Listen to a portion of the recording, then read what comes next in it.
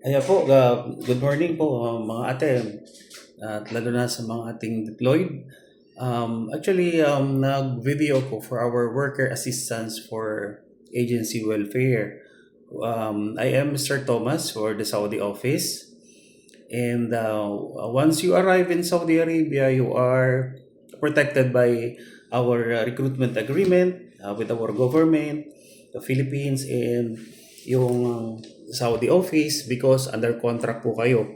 And once you were able to finish all your documentation with your office in Philippines, dadaan po yan sa DMW.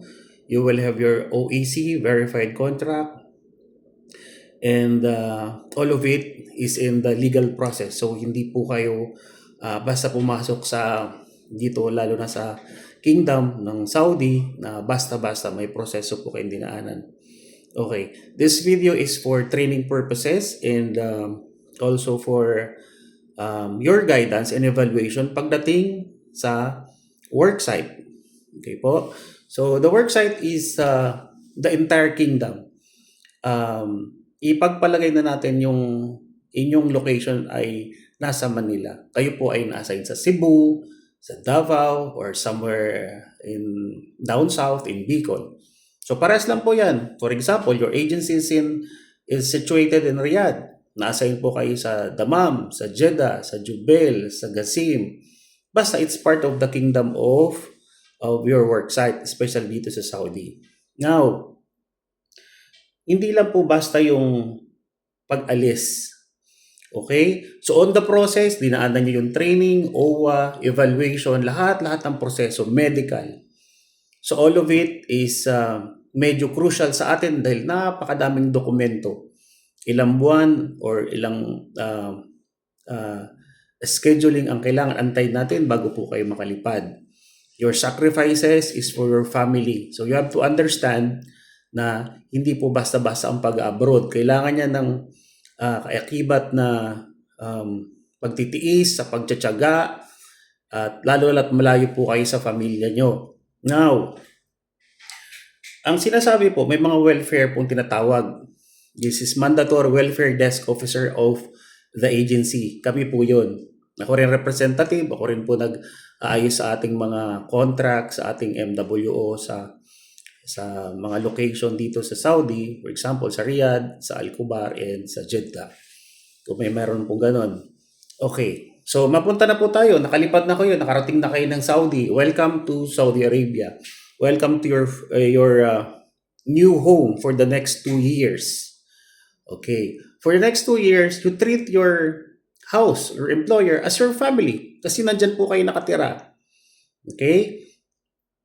So, merong mga situation na mabait ba yung employer? Mga ate, hindi naman natin makikita sa unang interview or pagkakakilala ng isang taon mabait siya or masama siya. So, kailangan natin magkuha yung trust and confidence ng every employers. Okay? Kahit ako sa office, nung ako'y unang dating, ganun din. Siyempre, I have to balance, maraming kaopisina, papakisamahan. So, I need to prove myself. How worthy are we sa trabaho? Okay po?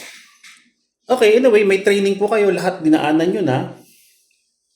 And then, dito na po tayo sa assistance na gagawin sa mga pagka nagka-problema na po. Inshallah, wala tayong problema. Very normal po yung food issue. Minsan delay yung salary.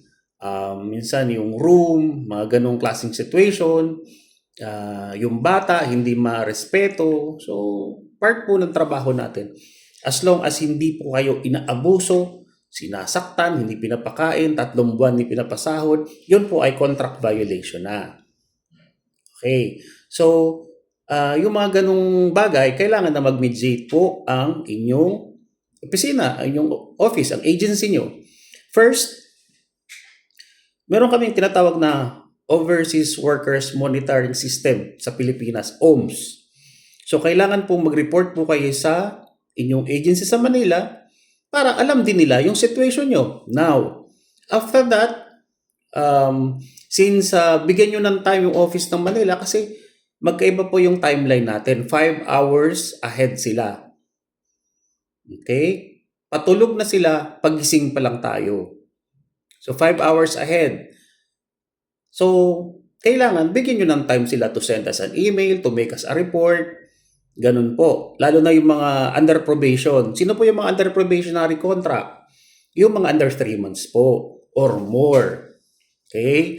So kailangan sir, rescue kami, ganito, puntahan nyo na kami rito, kunin nyo na kami, delikado ng buhay namin.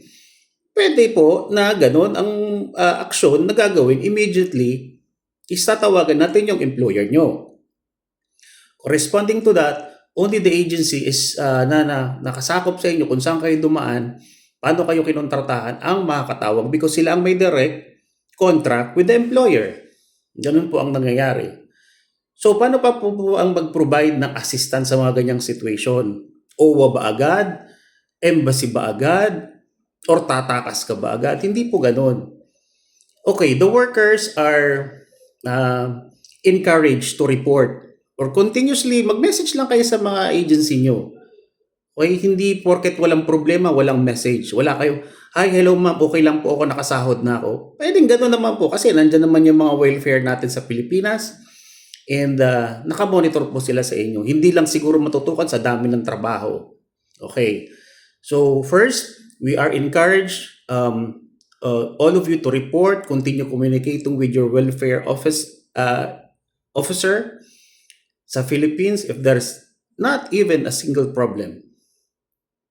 So regular updates with the condition kung anong meron kayo so that we can provide the necessary support.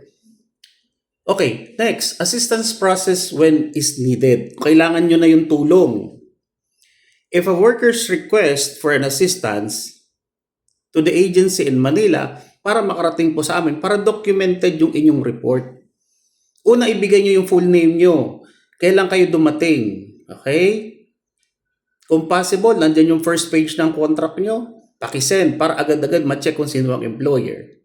Then the agency in Philippines will coordinate to your Saudi office. Dito po, sa akin may mga partners po na PRA or Philippine Recruitment Agency. Now, nag-email. Okay, na-receive namin yung inyong reklamo. Okay, so Saudi agency, we will communicate with your employer. So employer A, si ganito, si Ate Maria may problema dyan, hindi mo raw pinapakain, hindi mo raw sinasahuran, walang tulugan. Okay, walang communication, walang internet, walang wifi. Hindi makapag-Facebook live or hindi makapag-vlog. Kidding aside, ganyan yung ibang mga kasamahan natin sa loob ng bahay. Okay, so if ang employer hindi nagko-cooperate, sir, hindi sila cooperative. Now, gagawin natin ng paraan yan as the Saudi office. If the employer refuses to coordinate with the agency, we will prepare a formal request for assistance and coordinate with the appropriate government office. Una, yung sinasabi, OWA agad. Yes, we will coordinate with the MWO. We will ask for assistance. Kasi sila po ang ating embahada. Sila po ang may kasunduan between the government and kung anong pwedeng magawa natin for labor support. Okay? So, depends on our location, different location po, different migrant workers office. Now, dito na yung coordination ng authorities. A formal request for assistance will be submitted for the case or labor office, the welfare office, or, for example, nakapagsulat na tayo, may bigay ako example, na medyo uncooperative, ganyan po, may letter na ganyan. So, nag-request po tayo ng letter na para ma-assist tayo through the labor office, ating migrant workers office, ganyan po. So, ganyan ang formality, may letter. I-endorse ito sa Ministry of Labor ng government para matawagan employer. Bakit ganito nangyayari sa worker mo? For intervention. Wala pong immediate na, sir, rescue, kunin nyo ako rito. Wala pong gano'n. Napakahirap. Pinaliwanag na rin po ito long time before. Bawal pong pumasok ang sino man sa loob ng pamamahay ng mga employer nyo. Even the police, they cannot enter. Okay po?